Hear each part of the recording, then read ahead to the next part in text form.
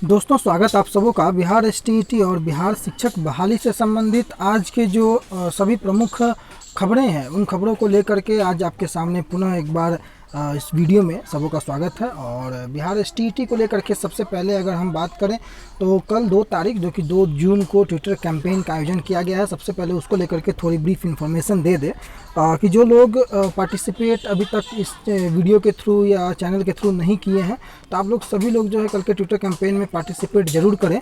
और जो लोग नए हैं और जो लोग नहीं जुड़े हैं तो आप जा करके टेलीग्राम पे let's grow with Randhir search करेंगे, सेम चैनल के साथ का लोगो, चैनल का ही नाम, लगभग 2200 के 2100 के आसपास लोग जुड़े हैं।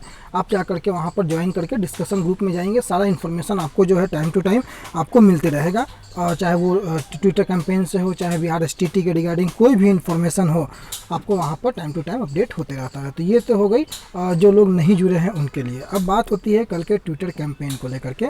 और ट्विटर कैंपेन को लेकर के हैशटैग क्या है वो आपको टेलीग्राम ग्रुप में ही मिल जाएगा, अदरवाइज मैं आपको शाम में वीडियो क्रिएट करके उस चीज़ से अवगत करा दूंगा। लेकिन कल 2 तारीख को जो है सभी लोग एक साथ एक प्लेटफॉर्म पर आकर के जो है अपने ट्वीट के माध्यम से जो है सहयोगिता और सहभागिता दिखाने का प्रयास जरूर करें। चलते हैं अखबारों की ओर कि हाई स्कूल और +2 में जो है शिक्षकों की कमी दूर हो, इसको लेकर के आज की खबरें ये मधेपुरा एडिशन है। और एसटीईटी 2019 उत्तीर्ण अभ्यर्थियों की बहाली शीघ्र होने को लेकर के खबरें इसमें प्रकाशित की गई है। शिक्षक नहीं होने से गुणवत्तापूर्ण शिक्षा जो है वो संभव नहीं हो पा रही है, जैसा कि कई बार ऐसी खबरें जो हैं वो प्रकाशित की जा चुकी हैं। और हाई स्कूल और +2 स्कूलों में जो है वो शिक्षकों की कमी को दूर करने की मांग को लेकर के कई प्रकार के जो है कई बार कई संगठनों ने इसको लेकर के आवाज़ें भी उठाई हैं, चाहे वो किसी भी स्तर पर हो। प्राथमिक स्तर के शिक्षकों की बात करें, माध्यमिक स्तर के शिक्षकों की बात करें या उच्चतर माध्यमिक के शिक्षकों की बात करें। चूँकि राज्य में अभी पंचायत में जितने हाई स्कूल खोले गए हैं, हाई स्कूलों को +2 में अपग्रेड किया गया है और दूर से जितने भी बच्चे आने वाले हैं उनको साइकिल भी दी गई है, अन्य प्रकार की सुविधाओं भी मुहैया कराने के साथ साथ बच्चों का नामांकन भी हुआ है। और चूँकि धरातल पर बच्चों को सब कुछ मिलते हुए कुछ ना कुछ नहीं मिला तो वो है केवल उनको अच्छे योग्य शिक्षकों की जो उनसे गुणवत्तापूर्ण शिक्षा थी, केवल वही नहीं मिल पाया। बाकी उनको साइकिल मिला, कपड़े मिले, पैसे मिले, खाना मिले। लेकिन बिहार राज्य हो या किसी भी राज्य के या किसी भी देश की तरक्की हेतु आज के जो भविष्य हैं, जो आज के छात्र हैं, उन्हें अगर गुणवत्तापूर्ण शिक्षा नहीं मिल पाती है तो वो कपड़े, वो साइकिल, वो ड्रेस का और वो खिचड़ी का कोई महत्व नहीं बचता है कि आप स्कूल में क्या दे रहे हैं, बच्चों को क्या नहीं दे रहे हैं। स्कूल की उपयोगिता तभी सुनिश्चित हो पाएगी जब जाकर के स्कूल में एक योग्य शिक्षक जो हैं अपनी गुणवत्तापूर्ण शिक्षा प्रदान कर देश हित और राज्य हित में अपना बहुमूल्य योगदान देंगे। और उसके लिए सर्वप्रथम शिक्षक अभ्यर्थी, जितने अभ्यर्थी सुन रहे हैं या जितने अभ्यर्थी योग्य हैं, क्वालिफाई हैं, उनकी बहाली होनी चाहिए। स्कूलों को तो उत्क्रमित कर दिया गया और मध्य विद्यालयों को उच्च विद्यालयों में और उच्च विद्यालयों को मध्य विद्यालयों, उच्चतर विद्यालयों में जो है वो वर्गीकृत कर दिया गया। लेकिन विषयवार शिक्षकों की नियुक्ति भी जो है वो अभी तक पूरी नहीं हो पाई है और उसको पूरा करना एक चुनौती बना हुआ है। राज्य में छठा चरण को लेकर के अगर हम बात करें तो 30,000 जो है वो माध्यमिक शिक्षकों की जो नियुक्ति की प्रक्रिया है वो अभी भी अटकी पड़ी है, चूँकि मामला हाई कोर्ट में है। आगे उसके बारे में भी चर्चाएं करेंगे। स्कूलों में शिक्षकों की बहाली अविलंब करने को लेकर के सरकार से कई बार गुहार लगाई जा चुकी है, लेकिन सरकार अभी तक इस पर कोई भी जो है वो सकारात्मक दृष्टिकोण नज़र नहीं आ रहा है। और एसटीईटी परीक्षा 2019 का जब जहाँ तक बात है तो उसका आयोजन जब किया गया तो परीक्षा लेने के बाद पुनः एक बार परीक्षा को कैंसिल करने के बाद सितंबर में 9 से 21 सितंबर के मध्य जो है वो दोबारा री एग्जामिनेशन को करवाया गया। और रिजल्ट के वक्त इस परीक्षा को जो अनियमितता का हवाला देते हुए जो है बीएसईबी के द्वारा पहले परीक्षा को रद्द किया गया और दोबारा जब परीक्षा लिया गया तो लगभग 16,000 12 विषयों के लगभग 25,000 अभ्यर्थी जो है उनको उत्तीर्ण घोषित किया गया और 3 विषयों के रिजल्ट को अभी भी पेंडिंग रखा गया है। अब मामला यहाँ फंसता है कि 3 विषयों का रिजल्ट जो है वो चूँकि अभी तक आ जाना चाहिए, क्योंकि जब प्रेस विज्ञप्ति जारी किया गया था बीएसईबी के माध्यम से तो मई के प्रथम सप्ताह में रिजल्ट को आने की संभावित तिथि घोषित की गई थी।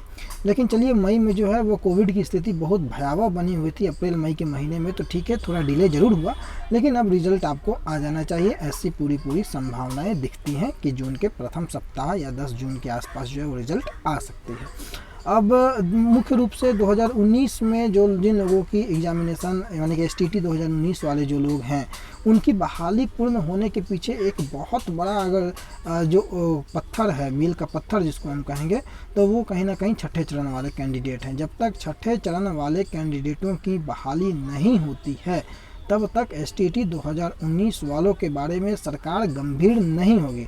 सरकार का बात करना, सरकार का बोलना, सरकार के पिछले का ट्रैक रिकॉर्ड देखना, अनुभव के आधार पर यह सरकार की कार्यशैली को देख करके ऐसा प्रतीत होता है कि जब तक छठे चरण की बहाली नहीं होती है, सातवें चरण की बहाली स्पष्ट नहीं होगी।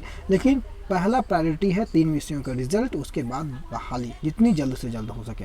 अगले खबर की ओर अगर हम चलें तो दिव्यांग उम्मीदवारों को लेकर के जो मामला कल हाईकोर्ट में था और 1.25 लाख माध्यमिक और प्राथमिक शिक्षकों की बहाली पर जो रोक लगी हुई थी, तो सुनवाई के दौरान फेडरेशन ऑफ ब्लाइंड एसोसिएशन की ओर से सुप्रीम कोर्ट के जो वरीय अधिवक्ता हैं इसके रुंगटा, उन्होंने कोर्ट को बताया कि दिव्यांगों के लिए सीटों के बारे में अधिसूचित जो है वो किया जाना चाहिए। और ये ब्लाइंड फेडरेशन वाले केस को लेकर के बात की जा रही है। और साथ ही जो दिव्यांग उम्मीदवार शिक्षक बहाली के लिए आवेदन नहीं कर सके हैं, उनको नए सिरे से आवेदन का मौका दिया जाना चाहिए और उसके बाद ही बहाली की प्रक्रिया शुरू हो। लेकिन महाधिवक्ता ने इसका विरोध किया और राज्य की ओर से कोर्ट में पेश रोस्टर पर आवेदक के वकील ने विरोध करते हुए कहा कि एक ओर राज्य सरकार दिव्यांगों को 4% आरक्षण देने की बात कर रही है और दूसरी ओर सरकार की ओर से तैयार रोस्टर कुछ अलग ही बयां कर रहा है और मामला यहीं पर फंसता है। और कोर्ट ने सारी स्थितियों को देखते हुए स्पष्ट करते हुए यह निर्देश दिया कि अगली सुनवाई गुरुवार को करने में होगी, यानी कि 3 तारीख को। 3 तारीख को आपको सुनवाई तो है, लेकिन मामला कहाँ फंस रहा है आप लोग देख सकते हैं।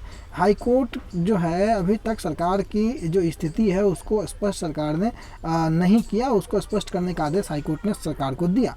अब 1.25 लाख शिक्षकों के मामले पे तो रोक अभी भी जारी है और जब तक दिव्यांगों वाला मामला निपटता नहीं है, ये जो केस है वो मुख्य न्यायाधीश जो संजय करोल है और न्यायमूर्ति S कुमार की खंडपीठ में जो है मामले की सुनवाई की गई थी।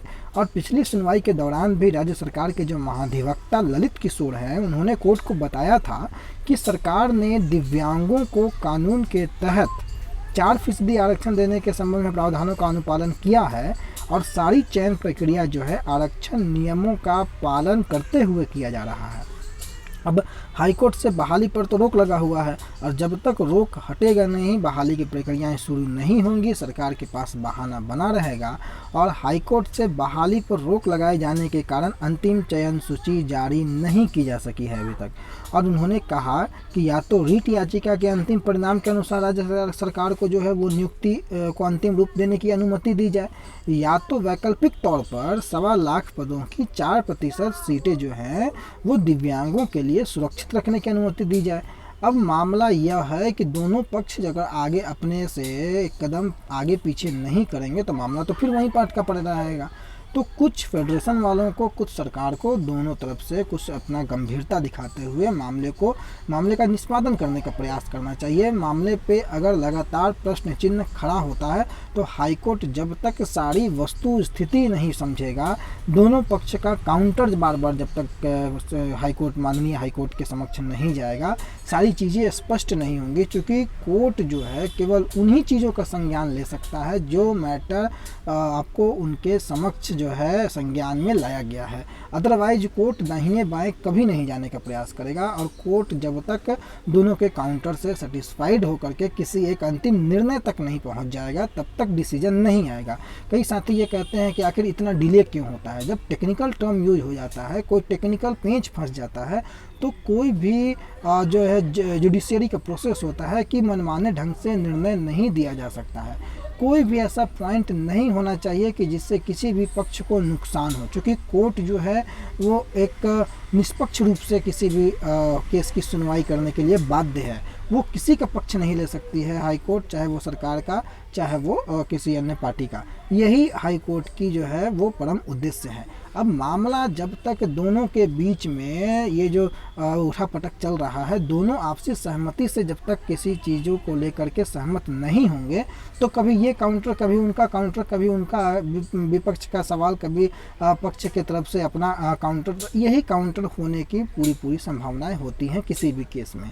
और यही कारण कारण है कि सुनवाई लंबी जाती है, क्योंकि सरकार के कोर्ट के पास जब दोनों पक्षों की संतुष्टि का स्तर दिखता है तब जाकर के कोर्ट एक अंतिम निर्णय सुनाती है। लेकिन अभी कोर्ट के द्वारा पुनः एक मौका, हाई कोर्ट ने सरकार को स्थिति स्पष्ट करने का आदेश दिया, फेडरेशन ने अपनी स्थितियां बताई हैं, काउंटर को लेकर के अभी भी इंतजार और देखना होगा कि अगला कदम क्या होता है। लेकिन इन सभी के बीच में दिव्यांगों के लिए जो सुरक्षित रखने की जो सीटों की बातें थी उसको सुरक्षित रख के सरकार जो है अपनी बहाली की प्रक्रिया पूर्ण करने की बातें हाई कोर्ट में कह रही है और रीट याचिका के निष्पादन होने के बाद इन पदों पर दिव्यांग उम्मीदवारों की बहाली की जाए और बाकी की परिस्थितियां जैसे हो वैसे सरकार निपटाना चाहती है। देखना होगा कि 3 तारीख को क्या होगा, क्योंकि 3 तारीख को सारे दिन इस पर बहस होने वाला है। बहुत बड़ा दिन गुरुवार का।